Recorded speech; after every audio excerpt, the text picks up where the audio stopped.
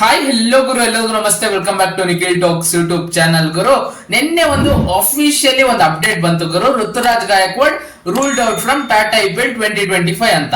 ನೋಡಿ, ಅದೇನು ಇಂಜುರಿ ಆಗಿದೆಯೋ ಅದೆಲ್ಲ ಬೇಡ ನಮಗೆ. ನನ್ನ ಅನಿಸಿಕೆ ಅವರು ಫಾರ್ಮ್ ಅಲ್ಲಿ ಇಲ್ಲ. ಈ ಟಾಟಾ IPL 2025 ಅವ್ರ ಬ್ಯಾಟ್ ಇಂದ ರನ್ಸ್ ಬರ್ತಿಲ್ಲ. ಅವ್ರು ಪ್ಲೇಯಿಂಗ್ 11 ಅಲ್ಲಿ ಆಡ್ತಿದಾರೆ ಅಂದ್ರೆ ಅವರೇ ಕ್ಯಾಪ್ಟನ್ ಆಗಿ ಮುಂದುವರಿಬೇಕು. ಅವ್ರನ್ನ ಪ್ಲೇಯಿಂಗ್ 11 ಇಂದ ಹೊರಗೆ ತೆಗೆದ್ರೆ ಬೇರೆಯವ್ರನ್ನ ಕ್ಯಾಪ್ಟನ್ ಆಗಿ ಆಯ್ಕೆ ಮಾಡಬಹುದು ಅಂತ ಯೋಚನೆ ಮಾಡಿ ಅವ್ರನ್ನ ರೂಲ್ಡ್ ಔಟ್ ಮಾಡಿದಾರೆ ಅಂತ ನನ್ನ ಅನಿಸಿಕೆ. ನೋಡಿ, ಅವ್ರದೇ ಒಂದು statement might be some one from RCB ಅಂತ. ಅದು ಇವಾಗ ಅವ್ರ ವಿರುದ್ಧನೇ ಟ್ರೋಲ್ ಆಗ್ತಿದೆ. ಲಾಸ್ಟ್ 4 ಮ್ಯಾಚ್ ಅಲ್ಲಿ ಋತುರಾಜ್ ಗಾಯಕ್ವಾಡ್ ಔಟ್ ಆಗಿರೋದೆಲ್ಲ ಕೂಡ ನಮ್ಮ ಎಕ್ಸ್ RCB ಬೌಲರ್ಸ್ಗೆ. RCB ವಿರುದ್ಧ ಜೋಶ್ ಹೆಜಲ್ವುಡ್ ಅವರಿಗೆ ಔಟ್ ಆಗ್ತಾರೆ, ರಾಜಸ್ಥಾನ್ ರಾಯಲ್ಸ್ ವಿರುದ್ಧ ವನಿಂದ್ ಹೊಸರಂಗ ಔಟ್ ಆಗ್ತಾರೆ, ಡೆಲ್ಲಿ ಕ್ಯಾಪಿಟಲ್ಸ್ ವಿರುದ್ಧ ಮಿಚೆಲ್ ಸ್ಟಾರ್ಕಿಗೆ ಔಟ್ ಆಗ್ತಾರೆ, ಮತ್ತೆ ಮೊನ್ನೆ ಪಂಜಾಬ್ ಕಿಂಗ್ಸ್ ವಿರುದ್ಧ ಫರ್ಗ್ಯೂಸನ್ ಅವರಿಗೆ ಔಟ್ ಆಗಿದ್ದಾರೆ. ಅವರ statement might be some one from RCB ಅನ್ನೋದು ಅವ್ರ ವಿರುದ್ಧನೇ ಟ್ರೋಲ್ ಆಗ್ತಿದೆ. ಅದಕ್ಕೆ ಏನಕ್ ಬೇಕು MSD ಅವ್ರನ್ನ ಕ್ಯಾಪ್ಟನ್ ಆಗ್ತಾರಣ ಅಂತ ಯೋಚನೆ ಮಾಡಿರ್ಬೋದು CSK ಅಂತ ನನ್ನ ಅನಿಸಿಕೆ. ಅವರ ಇಂಜುರಿ ಅಪ್ಡೇಟ್ ಅದ್ರ ಬಗ್ಗೆ ನನಗೇನು ಗೊತ್ತಿಲ್ಲ. ಈ ತರ ಪ್ಲಾನ್ ಮಾಡಿದ್ದಾರೆ, ಋತುರಾಜ್ ಅವ್ರು ಫಾರ್ಮ್ ಅಲ್ಲಿ ಇಲ್ಲ ಅಂತಂದು ಮತ್ತೆ MSD ಅವ್ರನ್ನ ಕ್ಯಾಪ್ಟನ್ ಆಗಿ ತಂದಿದ್ದಾರೆ ಅಂತ ನನ್ನ ಅನಿಸಿಕೆ. ಮತ್ತೆ ನೋಡ್ತೀರಿ, ಧೋನಿ ಅವ್ರು ಏನಾದ್ರು ಕ್ಯಾಪ್ಟನ್ ಮಾಡ್ತಿದ್ದಾರೆ ಅಥವಾ ಅವರು ಏನಾದ್ರು ಬ್ಯಾಟಿಂಗ್ ಮಾಡೋದಕ್ಕೆ ಬರ್ತಿದಾರೆ ಅಂದ್ರೆ ರಾಯ್ಡು ಅವರು ಭೂಮಿ ಮೇಲೆ ಇರಲ್ಲ ಗುರು, ತೇಲ್ತಿರ್ತಾರೆ ಆಕಾಶದಲ್ಲಿ. ಏನ್ ಅವ್ರು ಮಾತಾಡೋದು, ಏನ್ ಅಷ್ಟು ಓವರ್ ಹೈಪ್ ಮಾಡ್ತಾರೆ ಗುರು MSD ಅವ್ರನ್ನ. ನೋಡಿ, 2011 ಅಲ್ಲಿ ಅದೊಂದು 6 ಇಂದ ನಾವು ವರ್ಲ್ಡ್ ಕಪ್ ಗೆದ್ದಿಲ್ಲ. ಎಲ್ಲರ ಪರ್ಫಾರ್ಮೆನ್ಸ್ ಕೌಂಟ್ ಆಗ್ತಿದೆ. ರೀಸೆಂಟ್ ಆಗಿ ನಾವು 2024 ಅಲ್ಲಿ T20 ವರ್ಲ್ಡ್ ಕಪ್ ಗೆಲ್ತೀವಿ, 2025 ಚಾಂಪಿಯನ್ಸ್ ಟ್ರೋಫಿ ಗೆಲ್ತೀವಿ.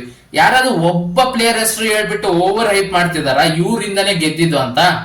2024 T20 ವರ್ಲ್ಡ್ ಕಪ್ ಫೈನಲ್ಸ್ ಅಲ್ಲಿ ವಿರಾಟ್ ಕೊಹ್ಲಿ ಅವ್ರ ಬ್ಯಾಟ್ ಇಂದ ರನ್ಸ್ ಬಂದಿರ್ಲಿಲ್ಲ ಅಂದ್ರೆ ಆ ಸ್ಕೋರ್ ನ ಕಲೆ ಹಾಕಕ್ ಆಗ್ತಿರ್ಲಿಲ್ಲ. ಇಂಡಿಯಾ ಸೋತಿರೋರು. ವಿರಾಟ್ ಕೊಹ್ಲಿ ಅವರಿಂದಾನೇ ಗೆದ್ವಿ ನಾವು T20 ವರ್ಲ್ಡ್ ಕಪ್ ಅಂತ ಹೇಳ್ತಿದೀವ? ಇಲ್ಲ, ಎಲ್ಲರೂ ಕಾಂಟ್ರಿಬ್ಯೂಟ್ ಮಾಡಿದ್ದಾರೆ. ಎಲ್ಲರದು ಸೇರೆ ಆ ವಿಕ್ಟ್ರಿ ಬಂದಿರೋದು. ಇಲ್ಲ ಅಂದ್ರೆ ಸಾಧ್ಯನೇ ಇಲ್ಲ. ಇದು ಟೀಮ್ ಗೇಮ್ ಗುರು, ಕೇವಲ ಒಬ್ಬರಿಂದ ಗೆಲ್ಲಕ್ಕಾಗಲ್ಲ.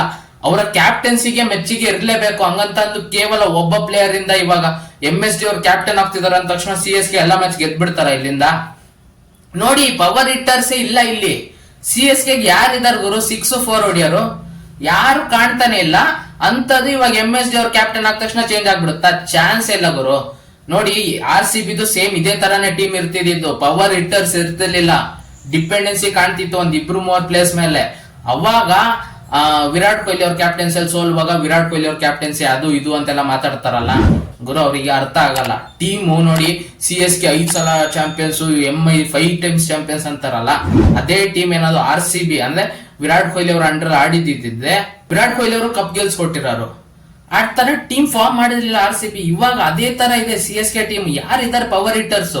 ಶಿವಮ್ ದುಬೆ ಒಬ್ರೆ 6 ಹೊಡಿಯೋರ್ ಇರೋದು, ಇನ್ಯಾರು ಪವರ್ ಹಿಟ್ಟರ್ಸ್ ಕಾಣ್ತಿಲ್ಲ. ಎಲ್ಲರೂ ಬರೇ ಬೌಂಡ್ರಿ ಟಾರ್ಗೆಟ್ ಮಾಡ್ತಿದ್ದಾರೆ. ಲಾಸ್ಟ್ ಮ್ಯಾಚ್ ಫಸ್ಟ್ 10 ಓವರ್ಸ್ ಅಲ್ಲಿ 1 6 ಹೊಡೆದಿಲ್ಲ CSK. ಇನ್ನೆಂಗರು ಗೆಲ್ತಾರೆ? ಅಂಬಟಿ ರಾಯುಡು ಬಿಡಿ. ಬರೇ ನೋಡಿ, 2011 ವರ್ಲ್ಡ್ ಕಪ್ ನೋಡೋದಾದ್ರೆ ಆ 2011 ವರ್ಲ್ಡ್ ಕಪ್ ಅಲ್ಲಿ ಸಖತ್ತಾಗಿ ಬೌಲಿಂಗ್ ಮಾಡಿದ್ದು ಜಹೀರ್ ಖಾನ್ ಅವರು, ಅವ್ರಿಗೆ ಕ್ರೆಡಿಟ್ ಕೊಡ್ತಿಲ್ಲ. ಸಖತ್ತಾಗಿ ಬ್ಯಾಟಿಂಗ್ ಆಡಿದ್ದು ಯುವರಾಜ್ ಸಿಂಗ್ ಅವರು, ಅವರೇ ಹೈಯೆಸ್ಟ್ ರನ್ ಹೊಡೆದಿದ್ದು 2011 ವರ್ಲ್ಡ್ ಕಪ್ ಅಲ್ಲಿ. ಅವ್ರ ಬಗ್ಗೆ ಮಾತಾಡ್ತಿಲ್ಲ. 2011 ವರ್ಲ್ಡ್ ಕಪ್ ಫೈನಲ್ಸ್ ಅಲ್ಲಿ ಗೌತಮ್ ಗಂಭೀರ್ ಅವರ ನಾಕ್, ಅವ್ರ ಬಗ್ಗೆ ಮಾತಾಡ್ತಿಲ್ಲ. 97 ಏನೋ ಹೊಡಿತಾರೆ. ಮತ್ತೆ 2011 ವರ್ಲ್ಡ್ ಕಪ್ ಟೂರ್ನಮೆಂಟ್ ಪೂರ್ತಿ ಒಳ್ಳೊಳ್ಳೆ ಕ್ಯಾಮಿಯೋಸ್ ಆಡಿದ್ದು ಸುರೇಶ್ ರೈನಾ ಅವರು, ಅವ್ರ ಬಗ್ಗೆ ಮಾತಾಡ್ತಿಲ್ಲ. ಮತ್ತೆ ವಿರಾಟ್ ಕೊಹ್ಲಿ ಅವ್ರ ಕಾಂಟ್ರಿಬ್ಯೂಷನ್ ಇದೆ. ಇದು ಟೀಮ್ ಗೇಮ್ ಗುರು.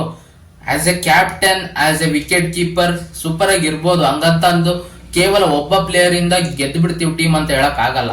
ನೋಡಿ, ಇವತ್ತಿನ ಮ್ಯಾಚ್ ಅಲ್ಲಿ CSK KKR ವಿರುದ್ಧ ಸೋಲ್ತಾರೆ ಅಂತ ನನ್ನ ಅಭಿಪ್ರಾಯ.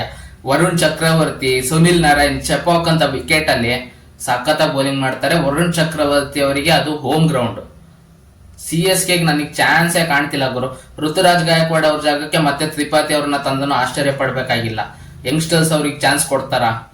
ಶೇಖ್ ಅಂತ ಇದ್ದಾರೆ, ರಶೀದ್ ಶೇಖ್ ಅಂತ, ಅವ್ರಿಗೆ ಏನಾದ್ರು ಚಾನ್ಸ್ ಕೊಡ್ತಾರ? ಗೊತ್ತಿಲ್ಲ. ಏನ್ ಮಾಡ್ತಾರೆ ಅಂತ ಗೊತ್ತಿಲ್ಲ. ಅದೇ ನೋಡಿ, ಕೇವಲ ಒಬ್ಬ ಪ್ಲೇಯರ್ ಇಂದ ಟೀಮ್ ಗೆಲ್ಲಕ್ ಆಗಲ್ಲ.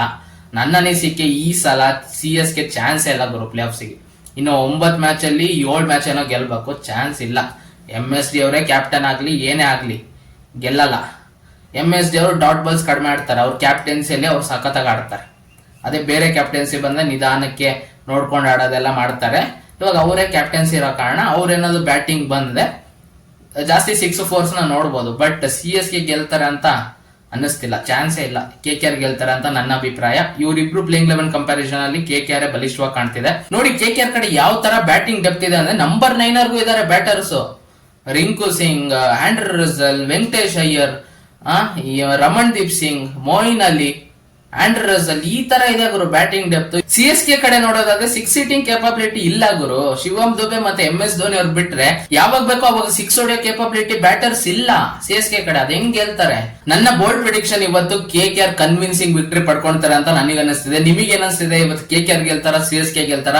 ಅದನ್ನ ಕಮೆಂಟ್ ಬಾಕ್ಸ್ ಅಲ್ಲಿ ತಿಳಿಸಿ ಅಂತ ಹೇಳ್ತಾ, ಈ ವಿಡಿಯೋ ಇಷ್ಟ ಆಗಿದ್ದಾರೆ ವಿಡಿಯೋ ಒಂದು ಲೈಕ್ ಮಾಡಿ, ಶೇರ್ ಮಾಡಿ, ಮತ್ತೆ ಸಬ್ಸ್ಕ್ರೈಬ್ ಮಾಡ್ಕೊಳ್ಳೋದನ್ನ ಮರಿಬೇಡಿ. ನಮ್ಮ ಚಾನಲ್ ನ ಸಬ್ಸ್ಕ್ರೈಬ್ ಮಾಡ್ಕೊಂಡು ಸಪೋರ್ಟ್ ಮಾಡಿ ಅಂತ ಕೇಳ್ತಾ ಈ ವಿಡಿಯೋ ಇಲ್ಲಿ ಮುಗಿಸ್ತೀನಿ. ಮತ್ತೆ ಇನ್ನೊಂದು ವಿಡಿಯೋ ಬರ್ತೀನಿ ಗುರು.